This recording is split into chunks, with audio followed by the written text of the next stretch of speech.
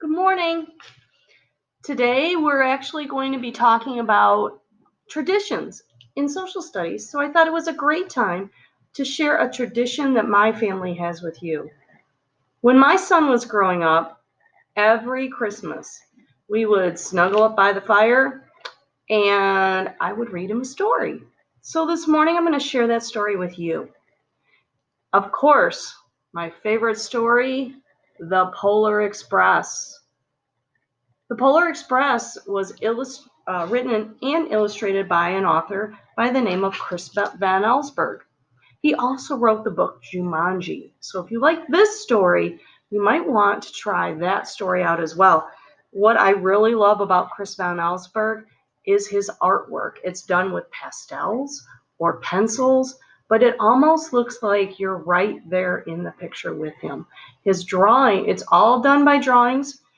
These are pastels in this story, which is a different type of chalk.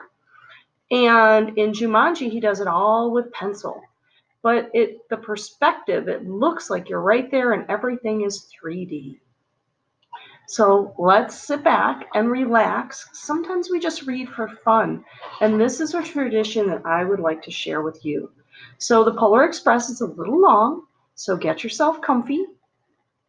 I know I'm sitting here with my snuggly Bumble snowman slippers on, kind of a winter tradition I have, and I'm going to read The Polar Express to you.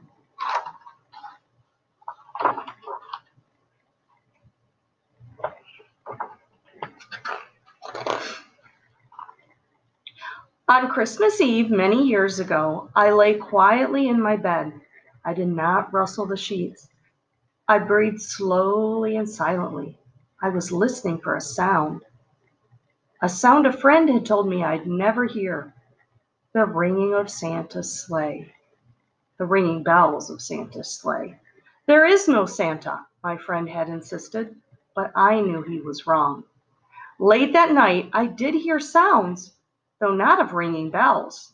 From outside came the sounds of hissing steam and squeaking metal. I looked through my window and saw a train standing perfectly still in front of my house.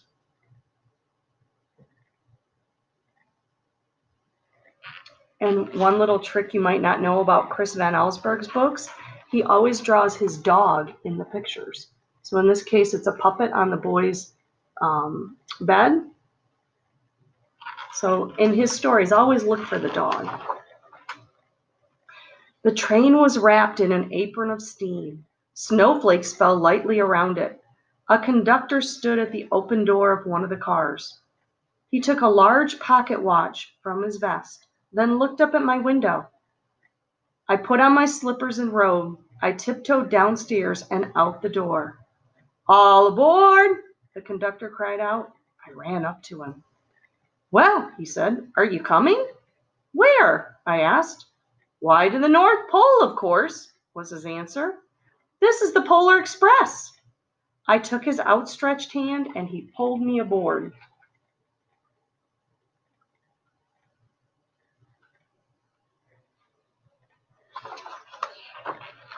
The train was filled with other children, all in their pajamas and nightgowns. We sang Christmas carols and ate candies with nougat centers as white as snow. We drank hot cocoa as thick and rich as melted chocolate bars. Outside, the lights of towns and villages flickered in the distance as the Polar Express raced northward.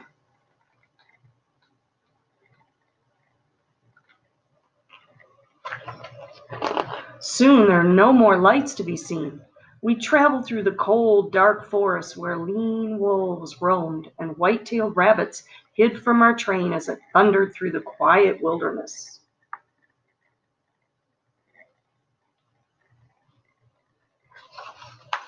We climbed mountains so high it seemed as if we would scrape the moon. But the Polar Express never slowed down.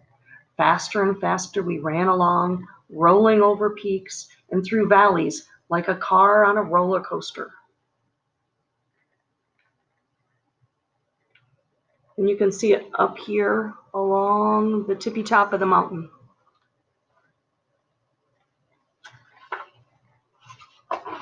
The mountains turned into hills, the hills to snow-covered plains. We crossed a barren desert of ice, the great polar ice cap. Lights appeared in the distance. They looked like the lights of a strange ocean liner sailing on a frozen sea. There, said the conductor, is the North Pole. So here's the train traveling over a bridge. And in the distance, they can see the lights of the North Pole.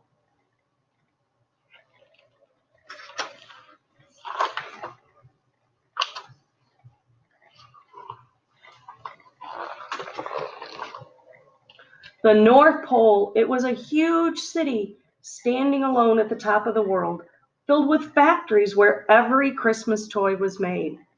At first, we saw no elves.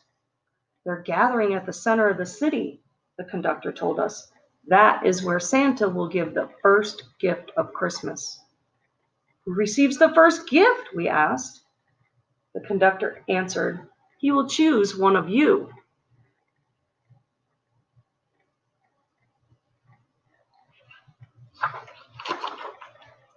Look, shouted one of the children, the elves.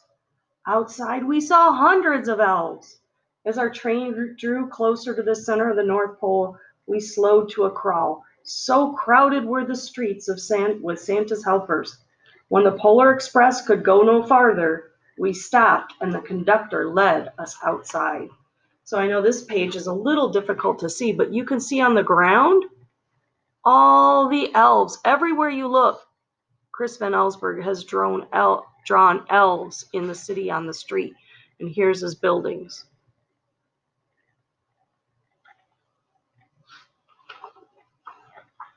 We pressed through the crowd to the edge of a large open circle.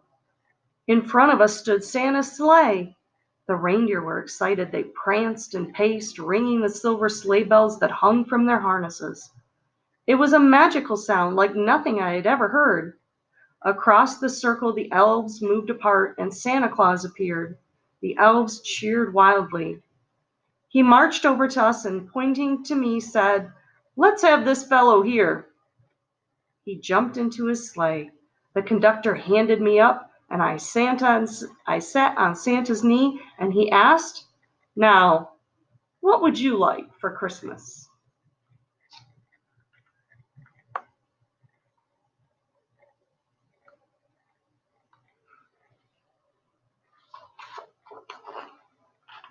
I knew I could have any gift I could imagine.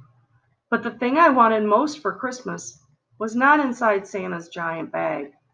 What I wanted more than anything was one silver bell from Santa's sleigh. When I asked, Santa smiled. Then he gave me a hug and told an elf to cut a bell from a reindeer's harness. The elf tossed it up to Santa. He stood holding the bell high above him and called out, "The first gift of Christmas." If you've seen the movie, this part's a little bit different. The book came before the movie, so the people who made the movie changed it up a bit.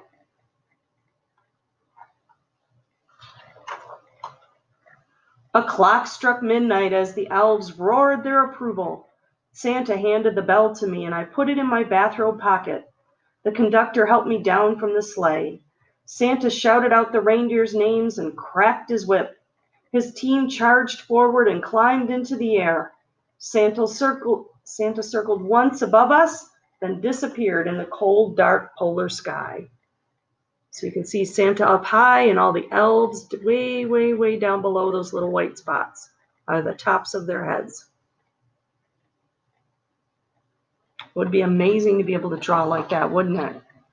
When you realize that this was drawn by somebody's hand and not a computer, it's pretty amazing.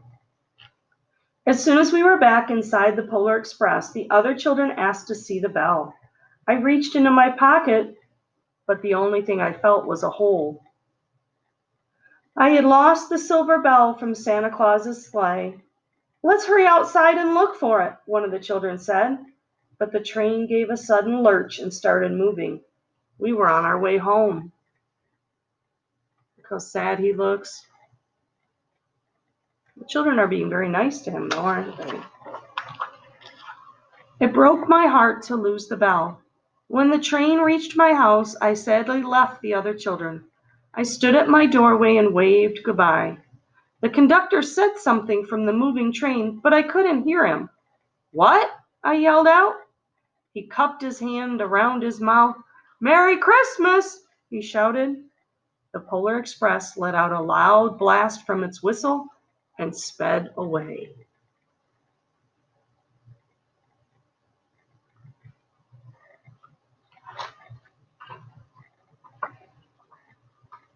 On Christmas morning, my little sister Sarah and I opened our presents. When it looked as if everything had been unwrapped, Sarah found one last small box behind the tree. It had my name on it. Inside was the silver bell. There was a note. "Found this on the seat of my sleigh. Fix that hole in your pocket. Signed, Mr. C." I shook the bell. It made the most beautiful sound my sister and I had ever heard. But my mother said, "Oh, that's too bad." "Yes," said my father, "it's broken." When I'd shaken the bell, my parents had not heard a sound.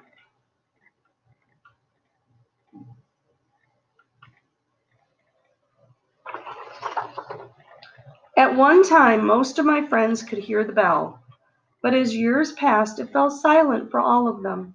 Even Sarah found one Christmas that she could no longer hear its sweet sound. Though I've grown old, the bell still rings for me as it does for all who truly believe. And there's the picture of the bell.